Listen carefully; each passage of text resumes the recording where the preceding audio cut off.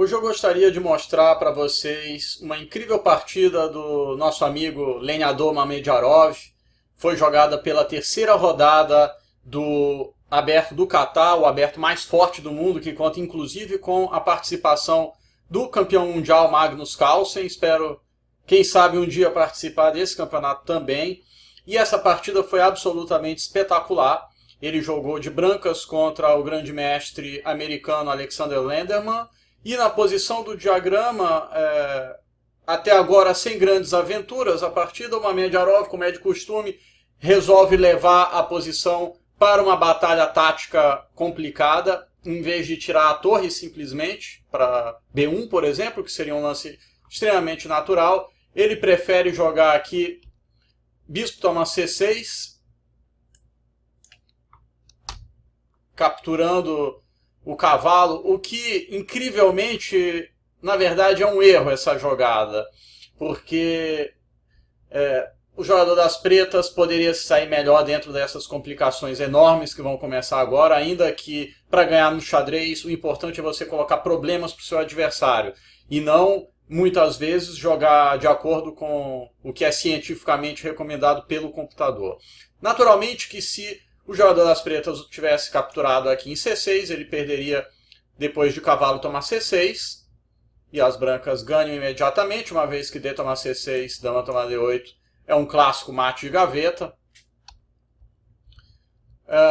Bispo tomar C1 é uma outra opção que foi jogada na partida, mas a refutação mais clara da tentativa das brancas ocorreria depois de D tomar C6. Acredito que o Mamedjarov tenha furado aqui um pequeno detalhe nesse cálculo, e realmente muito interessante esse detalhe tático que vai acontecer aqui. Depois do natural, o cavalo tomar C6, certamente era o que ele planejava. Torre tomar D3. Cavalo tomar 5. As pretas têm um incrível recurso nessa posição. Certamente ambos os jogadores furaram esse recurso. E eu também, quando estava analisando a posição sem um computador, devo confessar, não vi a jogada para as pretas que refutaria totalmente a tentativa das brancas. Esse é um bom momento para você pausar o vídeo e tentar descobrir como jogaria de pretas, porque o natural torre tomar D1 justificaria toda a ideia das brancas. Depois de torre tomar D1, as brancas têm um peão a mais, ainda que não é tão simples depois de uma jogada como o rei F8, mas é uma posição superior para as brancas, certamente. Não tão simples ainda de ser concretizada, mas é uma posição com vantagem para as brancas. Entretanto, a melhor jogada e que daria uma clara vantagem para as pretas é o lance torre D7. Esse lance é muito difícil por diversos motivos, principalmente porque para qualquer enxadrista é muito difícil ver uma jogada de retrocesso quando você volta uma peça, ainda mais para uma casa um tanto obscura como a casa D7, mas a ideia das pretas é que o cavalo de A5 agora está fora de jogo e não existe uma forma clara de evitar que esse cavalo seja capturado depois de bispo B4. O melhor que as brancas têm a fazer, na verdade, é sacrificar a qualidade aqui com o lance C5. Depois de bispo tomar C1, torre tomar C1, tentar defender uma posição com clara desvantagem, mas pelo menos não perdem o cavalo. E essa seria uma refutação clara para a tentativa das brancas, mas nenhum dos jogadores viu isso. Depois de bispo tomar C1, a partida segue com complicações gigantescas.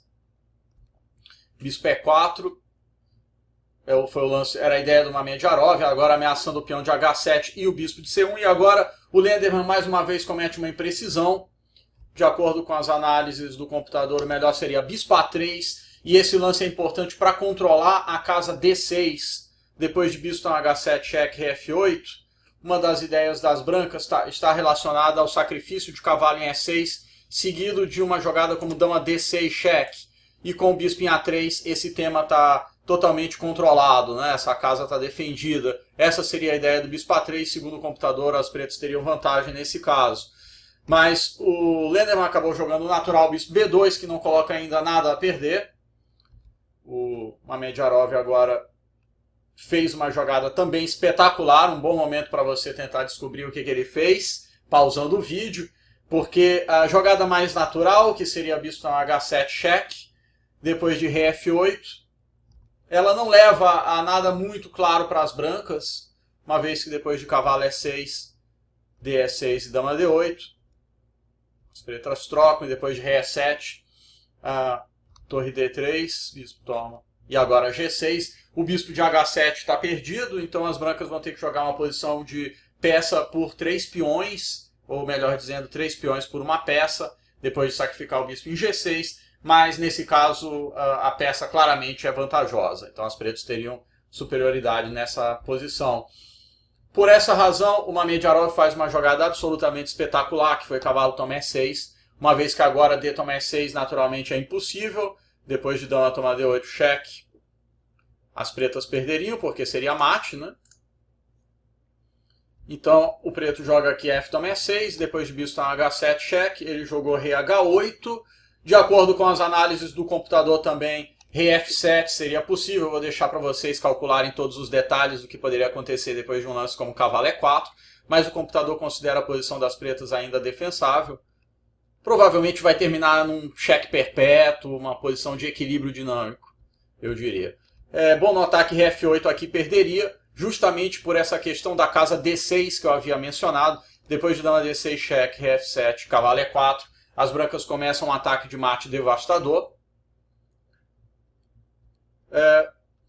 O Lenderman acabou jogando rei H8, que foi respondido pelo espetacular cavalo E4.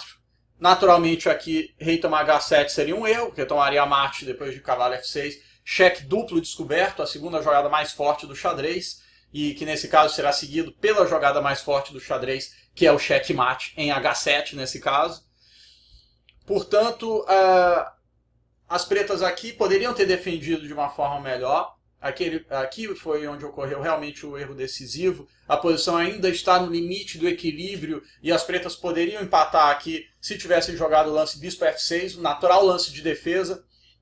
Depois de cavalo F6, Gf6, dama G6. As pretas têm que fazer mais um lance preciso, que é torre F8. Bom destacar que não dama F5, que parece natural para trocar as damas, mas esse lance depois de dama H6, dama F7, dama F6, cheque, as brancas vão capturar a torre de D8 e seguir com um ataque brutal, sem falar que a igualdade material está restabelecida nesse caso.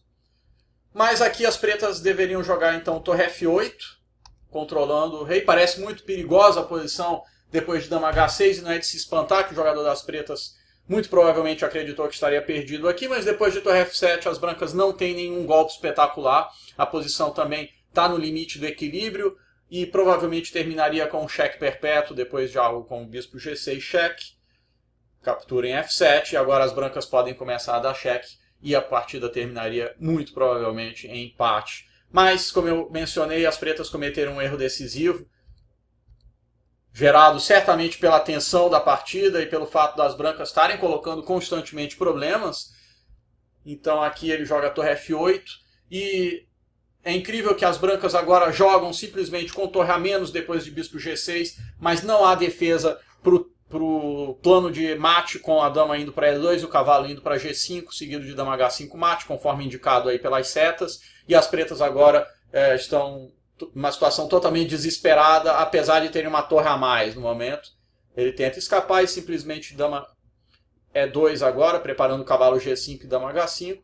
Ele joga bispo F6 e aqui veio o golpe de misericórdia, que foi um lance que corta a comunicação da dama de A5, então essa dama ainda está protegendo a casa H5 nesse caso, mas depois do lance da partida C5, as brancas estão com o caminho livre para entrar com a dama em H5 e agora a posição está ganha depois de bispo C3, dama H5. As brancas penetram com as peças e aqui o jogador das pretas poderia ter abandonado com a consciência tranquila, mas por algum motivo ele resolveu jogar até o mate.